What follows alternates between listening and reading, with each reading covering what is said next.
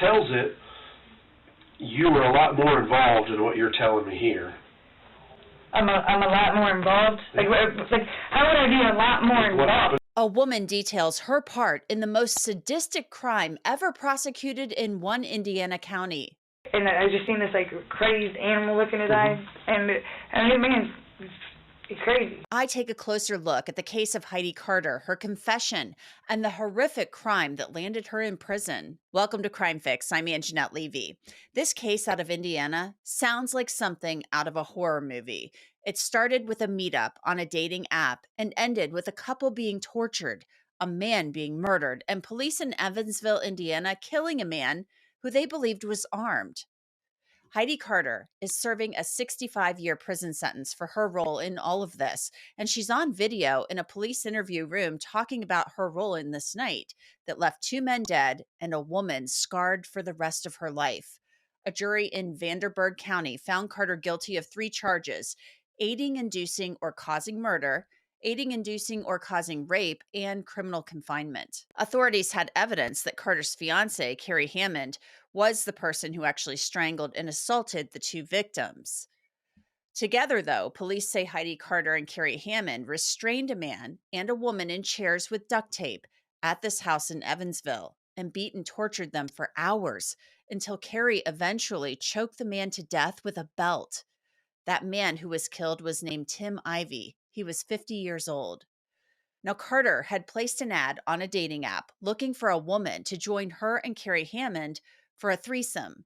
Documents affirming Carter's conviction state, in June 2021, Carter sent a social media message to a friend and told the friend that she and Hammond wanted a pet, which she explained was a submissive little Carter and Hammond could have any time, all the time, and do what we want.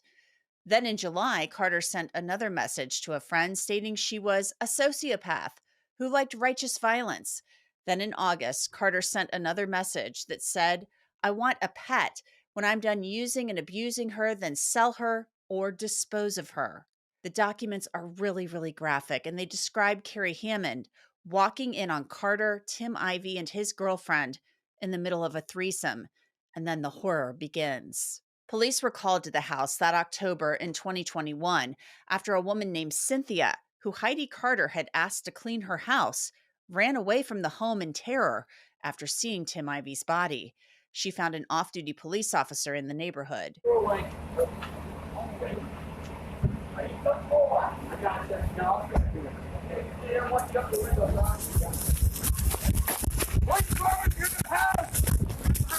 Be known!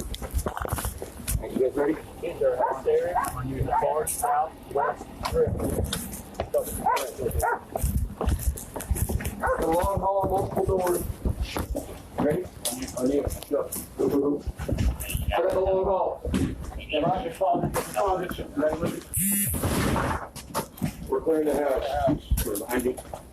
Heidi, I'm with you. And clear. Coming out. Long hall. Bedroom right here.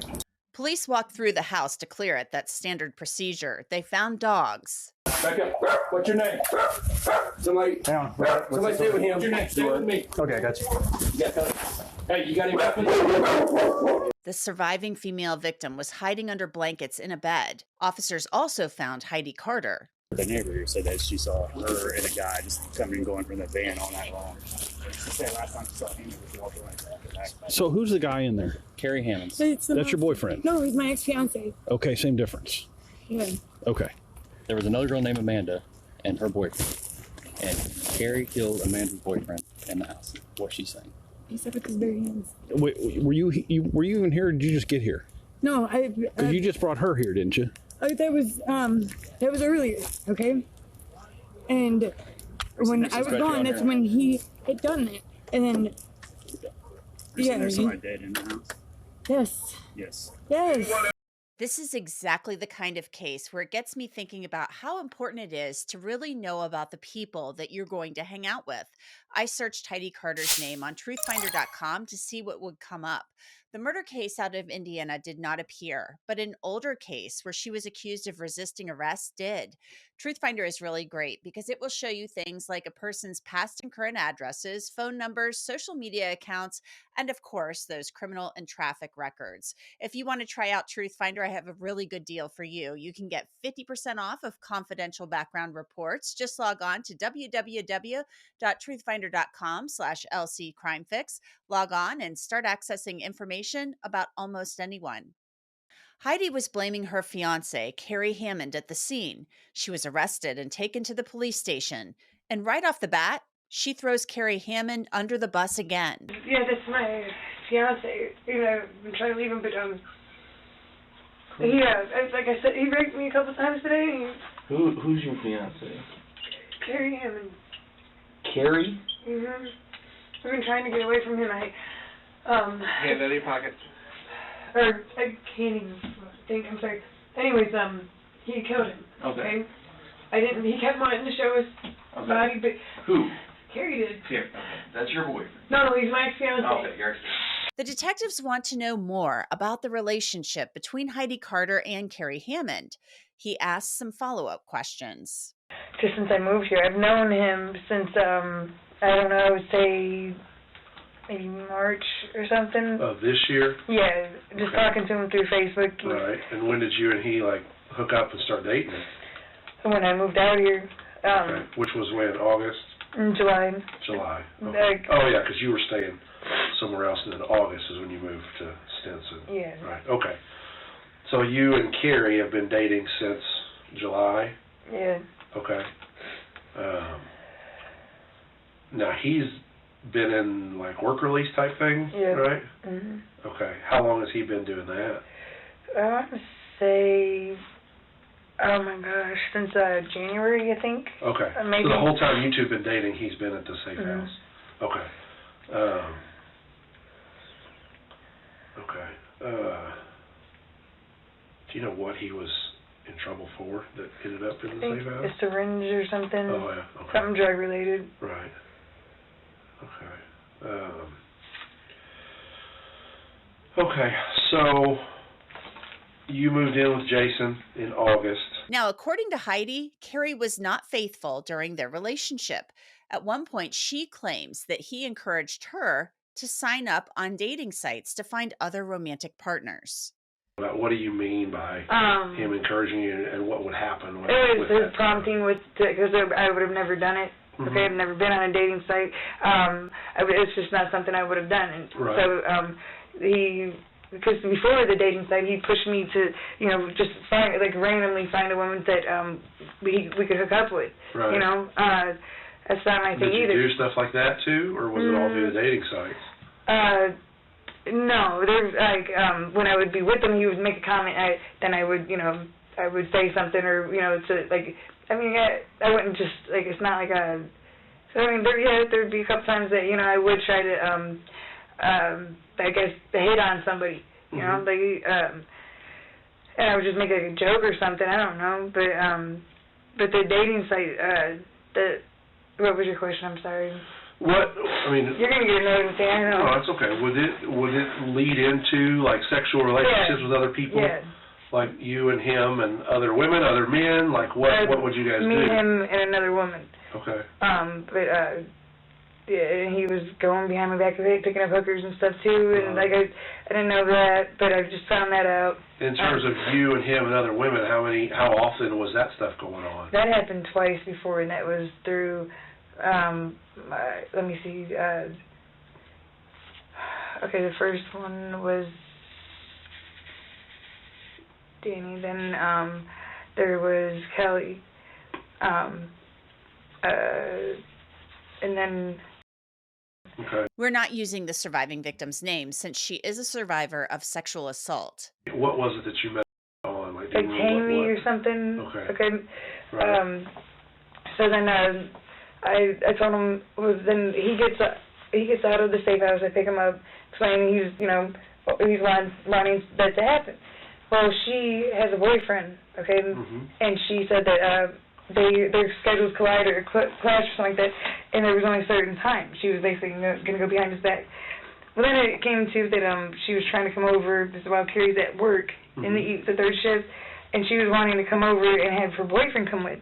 I told Carrie, and he said no, and I definitely, like, if he would have told me to do that, then I think I just, I don't know, I probably would have, like, with another man, like, if he wanted another man there, because I really didn't want him to be with another woman, you know? Right.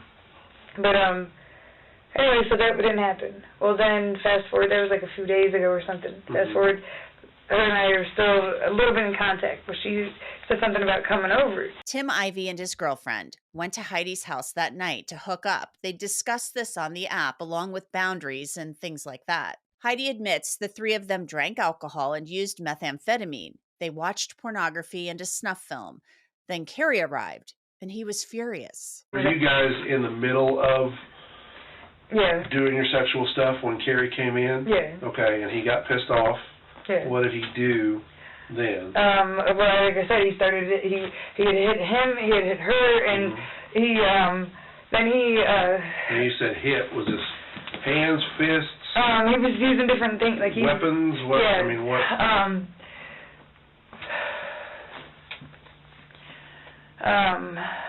I can't remember. I just remember seeing his face. It was just like, and it was whose face? Carrie's. Okay.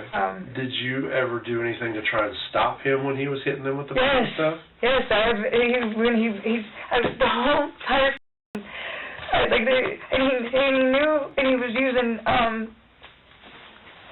using my fear when something happens to like the woman or the girl, Cynthia, the short one that was because was there later. Yeah, because I was just trying to protect them. Like he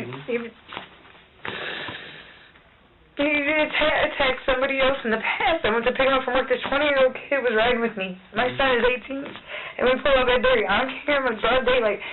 Carrie comes, rips the passenger door open, and starts beating on us.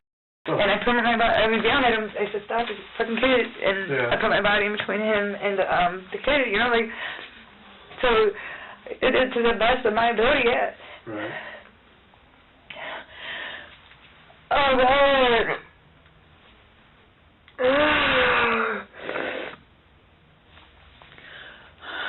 Okay, so what happened after, he hits them with the bat a few times? He's just really flipping out. Like, he's got this crazy rage look. And I feel like it was, this is in the morning time. And I'm trying to just calm him down, and he ties them. I don't know why I can't. Heidi minimizes her actions. She tells the detectives she feared Carrie. Because he was very violent. I've caught that and plenty of times. Right. While they were restrained. I know that he didn't. Like I said, I was trying to keep him calm. I didn't want things to get worse with those two, and I didn't want to be in their position either. Right. So he wanted to have sex, and I let him have sex with me. Like, he didn't rape me then, but right. And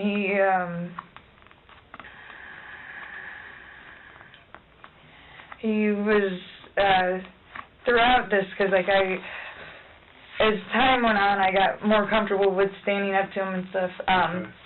But throughout it, he said, "This is my fault. This is my doing." Okay, or no, maybe it wasn't throughout that. I think it was after he killed that guy. Okay. And he was blaming it on me. And you said earlier something about his bare hands. Yeah. So what did he tell you? He didn't go into detail. Okay. Well, that's a detail right there. Well, that is detail, but he said with his bare hands, and I knew he had blood all over his pants. There's blood everywhere. Okay, and he was in the middle of cleaning it up. It's like a bloodbath. And when it was just her and I had asked how. I said, "Did you watch what happened?" And she said, "Yeah." I said, "Why didn't you close your eyes?" And what did she say happened? She said something about him beating him, and then something about strangling him with something. The detective clarifies and tries to get Heidi to say why she helped move Tim Ivey's body. Do you have a gun? No. I had a gun when they picked me up because, Carrie, when I was out at the van, okay, because I kept begging him, he tried to like rape the shorter friend, okay. And I stopped that, and I protected her, and we were trying to get away, okay. At this point, Tim's body is wrapped up, and it's got stuff on top, like and right there in my dining room. My dog was laying on top. Like all this scary stuff on it, like it's a fucking couch, and he kept making threats that he was going to show me and the shorter girl, Cynthia. Anyways, he's making threats to do what? To show us his body. Okay. I mean, I'd seen him dragged and pull. Oh my God. Did you help him move the body out of the? No, I was there when he did it. Right. I was in the bedroom, like right. when his body was there, like just sitting there, having to walk past it. I've never had to do something like that. Did you help him move it? No. Are you sure? I'm sure. Okay. Now, detectives had already interviewed the female surviving victim while she was at the hospital, so they have her account of what happened, and the detective interviewing Heidi decides to confront her. So there's some things that told me. Spent some time with her at the hospital. There's some things she told me that don't exactly line up with what you're telling me. About what? About what went down in the house after Carrie came in. Okay, good. Okay. Like, you helped restrain her. You helped tape up Tim. You encouraged him while he was raping her. I encouraged him? Yes.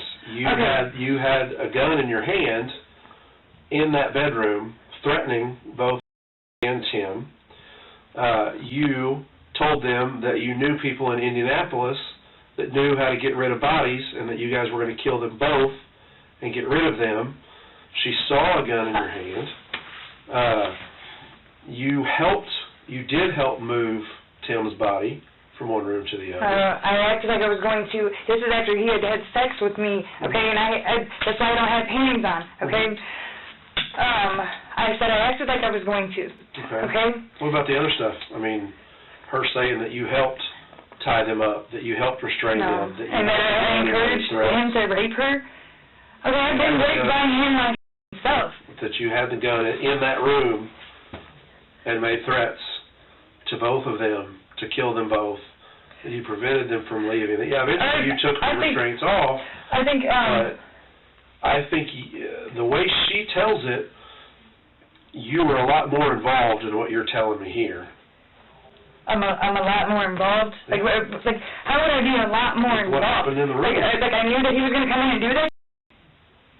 Maybe not that, but that you were involved in holding them captive and restraining them and being a party to all of this stuff that happened in the room and making these threats and having the gun in the room. I said that I was going to tape her up because I'm acting like I'm with him, okay?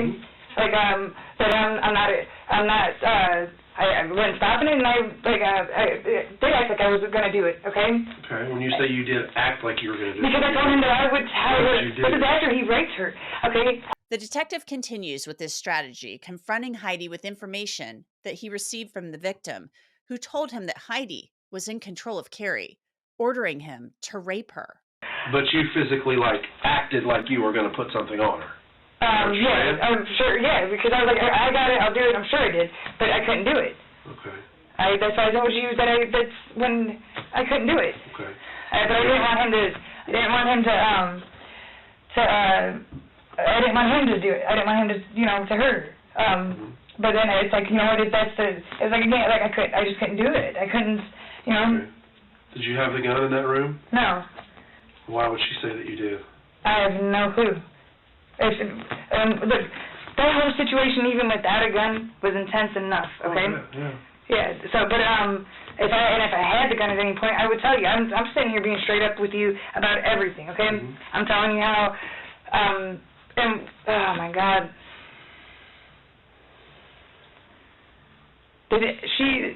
What does it benefit her to make this stuff up, though? You know what I mean? She just got beaten and raped and watched her boyfriend get murdered all in front of her today. I know, that's what I said. So why would she just make stuff up about you if it didn't actually happen? So she was So what is this? Like, what is she saying? What is she? She's saying that you helped him. That I helped him? Yes. No, I didn't help him. That you helped him. No, I didn't. Like, by restraining her. Yeah. Okay, now the threats. Like I said, when I was trying to put the redirected or whatever from her to him. Mm-hmm. Okay, yeah, I did, dude. Okay. Then the detective offers a scenario to Heidi to see how she'll react. Did you, in any way, have him over there to have sex with them knowing that Carrie was going to come in and catch you guys? No. Like to piss him off? No. If you guys have been fighting or No. whatever, was it a thing to just make him mad? No. Now remember, the reason police were called to the home in the first place, that woman Cynthia, who was cleaning the house, she saw Tim Ivy's body and she ran for help. Just after 11 p.m., Evansville police arrived on scene and they noticed that Carrie had stepped out of the front door, clutching what appeared to be a gun. Body-worn cameras capture the events. Continued to yell commands at another male that they could see just inside the doorway. After officers gave numerous loud verbal commands, the male disregarded their commands and rushed out of the front door in an aggressive manner. He was holding an object in his hand that he pointed at officers. Officers believed this object was a gun, and several officers fired at the suspect to stop the perceived threat. We are now going to show body camera footage from one of the officers who was on scene. Keep in mind, this is it's not as close as the dash cam. It's a little further away, but the audio is going to be way better on this. Come on out to the front door now! Put your hands up! I can see you! You guys have enough? Come on out! No, get another way out. Hands up! Yeah, we're gonna run out of we got you guys, we bring the next one across the street. We got a Heidi Carter and Harry and Come out now! Hands up! Watch out now! Come out of the house! Come out now! Come out now! Your hands up! Hey, call Heidi out.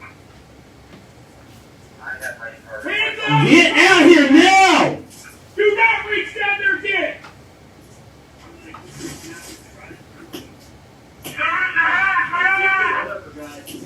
Right, and just upstairs.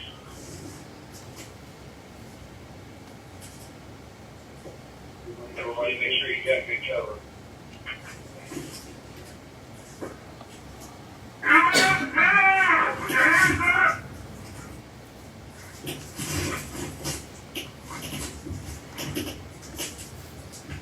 Alright, you're rolling that Bearcat, bring it straight down Stinson. Broadway.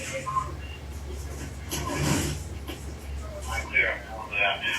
Come to the front door now! Put your hands up!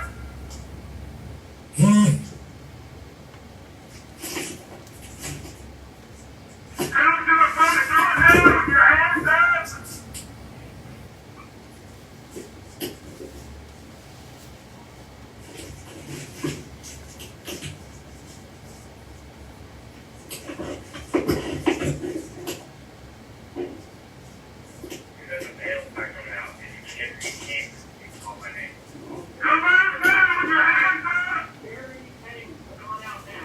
Officers shot and killed Kerry Hammond, believing he had a gun. Heidi was not aware of this, so toward the end of the interrogation... Where were you when you heard the gunshots? Where was I? Yeah. Are you talking about when after the cops did? Right. When you heard our gunshots. I was on the curb. Okay. Did you see what happened? No. No. No, can you tell me? Or would I not be able to handle it? I mean, we ended up having to shoot Kerry because he had something that looked like a gun. You in killed his him? hand. Mm-hmm. Yeah, our officers did. Okay. So That's he came out, had what looked like a gun in his hand, and wouldn't put it down. So I honestly I was thinking about killing him myself, like, and that was a thing for me to have to.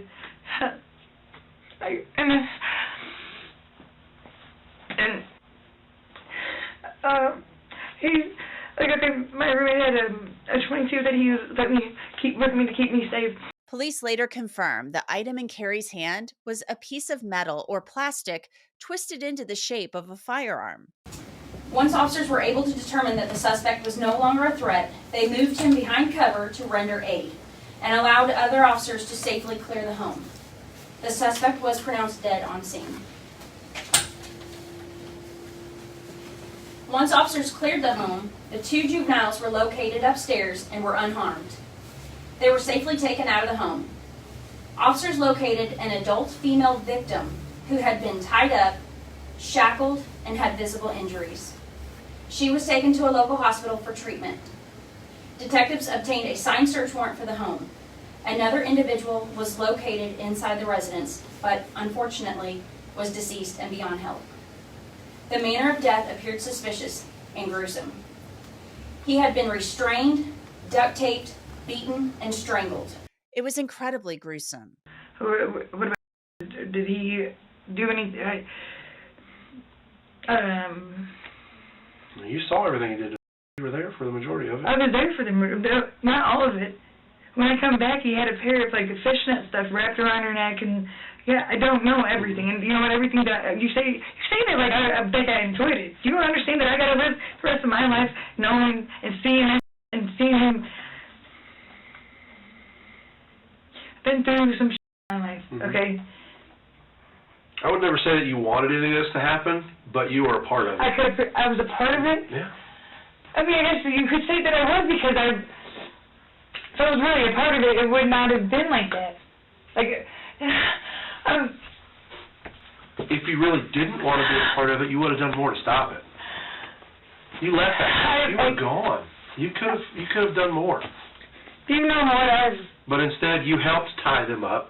You helped hold them down. I didn't help hold them down. No, I did not. You watched and encouraged him to rape her. I did not encourage him to rape her. You I told you that. You did a lot of. I wondered, can he trying to cope with the situation or manipulate the situation with him or something or getting something else? Like, it's a whole lot of thinking that I was just acting. Maybe I didn't make the best decisions, but I never wanted no part of that. Never. Okay?